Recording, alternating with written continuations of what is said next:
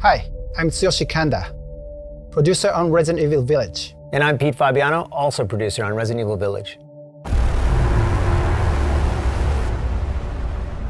We hope you all had the chance to check out and enjoy our trailer. Some of you are probably wondering why we didn't just call the game Resident Evil 8. Well, it's still the 8th in the series, and we're treating it as such. You can even see the Roman numeral 8 in the game logo, so it's Resident Evil 8, just not in name. Yeah, I like the play on the design and the simplicity in the name.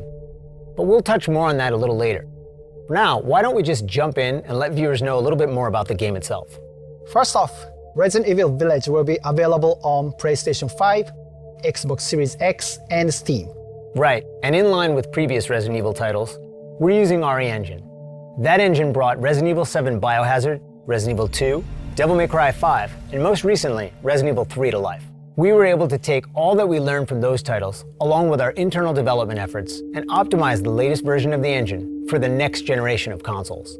With the combined power of Next Gen and RE Engine, we can take our developers' vision to new heights. Once again, we're planning a fresh take on survival horror, this time upping the ante on action a bit. Realistic graphics and immersive audio, coupled with no load times, will really draw you into the world we've created for Resident Evil Village. Speaking of which, the game takes place a few years after the events of Resident Evil 7 Biohazard. Right, and it follows the story of protagonist Ethan Winters. Ethan's gone back to living an ordinary life, but of course, it wouldn't be a proper story without a new challenge to overcome. Chris Redfield, a decorated hero fighting against bioterrorism, makes his return, but not in the way you'd think. He's the reason Ethan's life gets turned upside down. Let's take a look at some key art.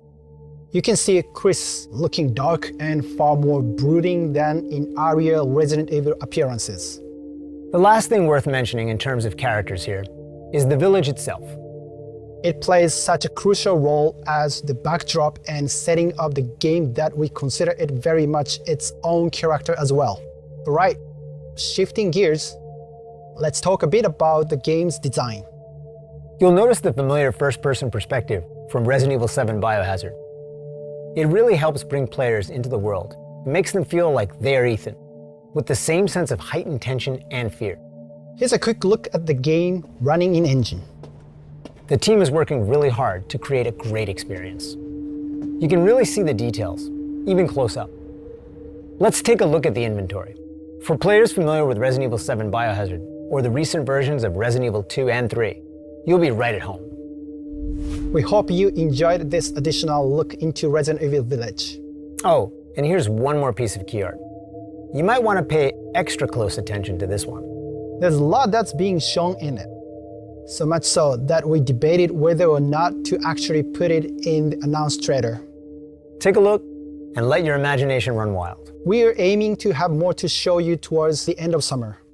So, until next time.